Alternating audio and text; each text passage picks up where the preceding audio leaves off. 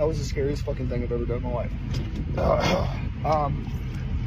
Grovestone Mountain in Asheville is now fucking unpassable. I'm probably the last truck will ever make it up there. That was crazy. I cannot believe I made it. Verizon told me I wouldn't make it. I got friends, a bunch of friends that tried, and all of them went away and didn't make it.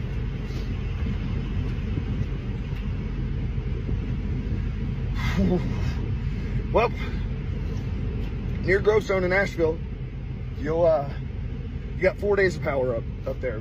I gave every single drop. I even pulled back out of my personal tank. It's a 210 gallon tank, and I gave it everything I had. And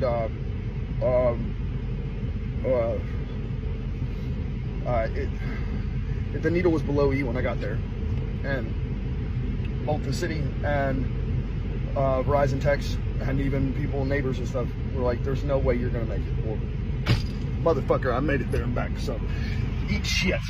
You hear me fucking now?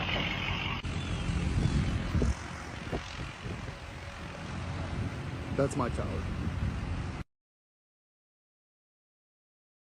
Do me a favor, and while you're here, go ahead and hit that like button. It helps the channel. It will help this video spread. Also, share this video and share any of the information that you're seeing coming out of North Carolina, coming out of Tennessee, because what the mainstream media is doing right now is they're trying to make this story go away. They're trying to cover up a lot of this stuff. And let me just say this.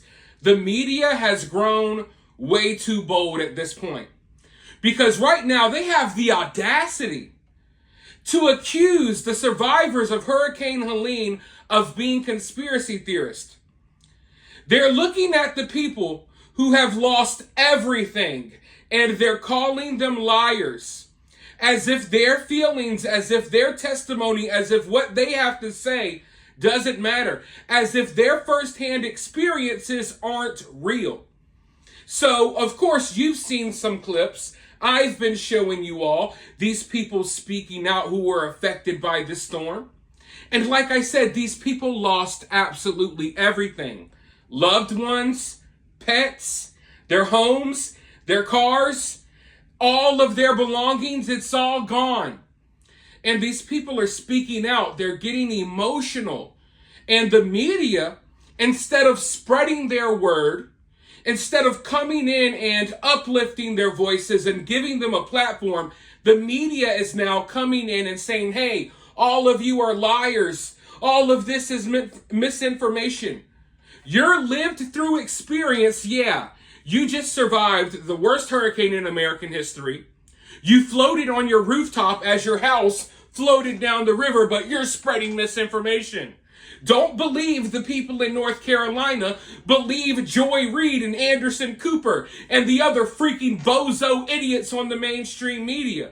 Good God, how did we reach this point in this country where we got fellow Americans hurting, crying, have lost everything, and instead of just hearing them out, we say, oh, you're liars. You're spreading misinformation.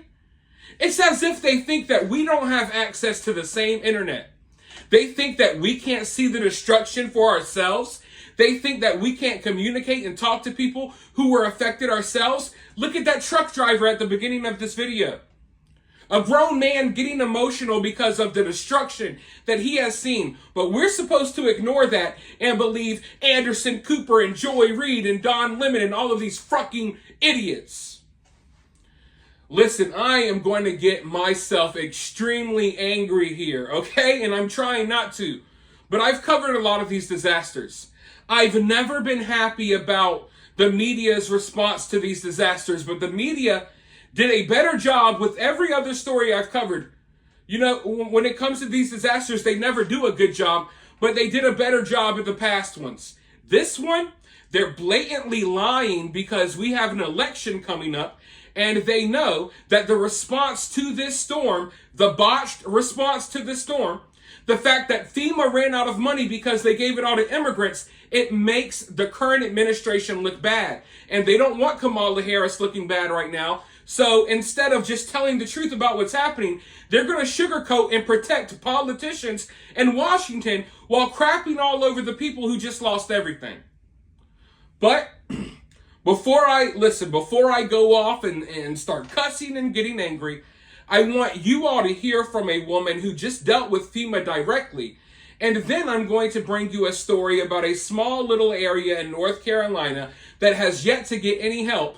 And FEMA told them straight up, hey, we can't come in to help you. So let's go ahead and roll that clip, and then I'll be back with that story as well. My name is Casey Webb.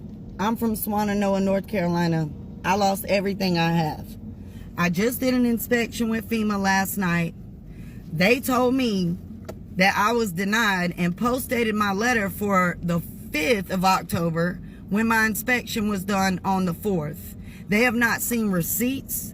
They have not seen pictures or anything of the things that were in my home and denied me. We have still failed to receive a $750 check. The rooms that FEMA wants you to go stay in during the time of your disaster relief are in Newport, Tennessee, which they sent 500 people there and then it flooded. I will be in Asheville all day long. If anybody wants to link up with me and talk about what's going on, inbox me and let me know. This is disgusting. I've never seen the government fail us worse. So you're an American that lost everything in this storm? Sorry, you don't qualify for help. Oh, you're an illegal immigrant that has no business being here? Here's $5,000. Here's an apartment. Here's a car. Go freaking kill someone and we'll let you off there as well. But let's go ahead and dive into this story coming out of a place, I believe it's called Bat Cave, North Carolina. I never even heard of this place before, but apparently things are really bad and no help is coming for these people. Bat Cave, North Carolina. Residents of a tiny North Carolina town that was almost totally destroyed by Hurricane Helene fending for themselves after FEMA told them that a road closed sign is an insurmountable obstacle for the agency to navigate. FEMA called me and told me they wanted to inspect my house, then called back to say they couldn't drive around the road closed sign. They were not allowed to, said Chelsea Atkins, age 38. You can drive it by car for sure. It's not that bad. You just have to drive around the road closed sign, I explained to them. And they said they couldn't. So they have not sent any help yet. The residents of Bat Cave have now been left to fend for themselves, and they are banding together, opening the roads and starting the work of cleanup and recovery. Residents say that they don't need FEMA now, and at this point, they don't even want the disaster relief agency to come. While the sick and elderly residents of Bat Cave were airlifted to safety a few days ago, those left behind have seen virtually no sign of government agencies save for a few handfuls of Louisiana state troopers keeping an eye on everything, who locals say haven't done much of anything either. The intermittent whir of military helicopters buzzing over the town serves as a reminder that people in the devastated west of the state are getting help, some of them at least, but not in Bat Cave, North Carolina. Here, apple orchard workers armed with chainsaws worked with a local grading contractor to clear the roads well before the Department of Transportation arrived for help, although they were grateful for the assist when it did finally arrive. The few remaining locals have scavenged building supplies to shore up homes teetering on the edge of the Broad River, which is now 10 miles wider than it was before Helene carved its path of destruction. Atkins, a health researcher originally from Buffalo, New York, says she thought she was going to die when the storm hit Bat Cave. She and her husband, Andy Wells, sought shelter Friday morning in the foyer of a small white brick post office across Highway 64 with neighbors Kendall and her fiancé Curtis McCart. It was wild, Atkins said. When floodwaters started to deluge their makeshift refuge, the displaced locals next made their way to empty houses on higher ground, trudging up the side of a mountain in a desperate attempt to reach safety.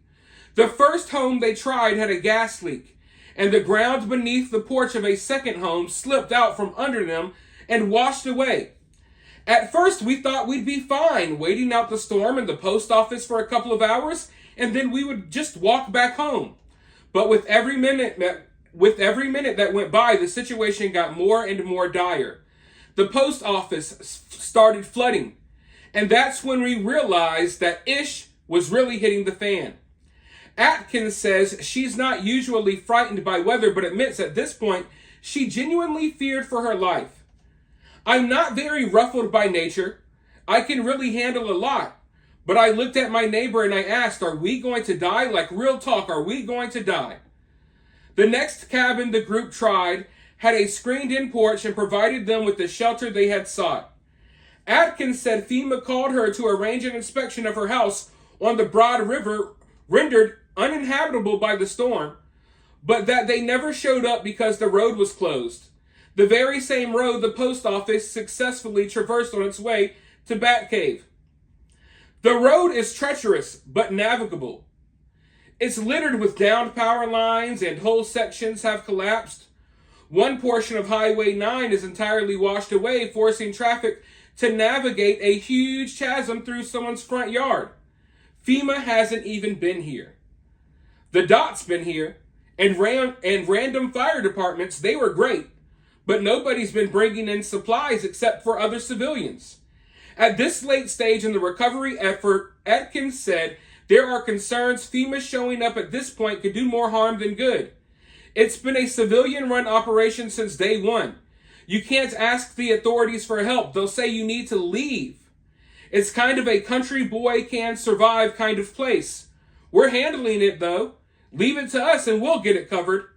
Her neighbor, Curtis McCart, a retired Los Angeles Fire Department captain and paramedic, estimates that over a dozen houses along his stretch of the winding highway were washed away in the storm. The town itself has been ripped in half.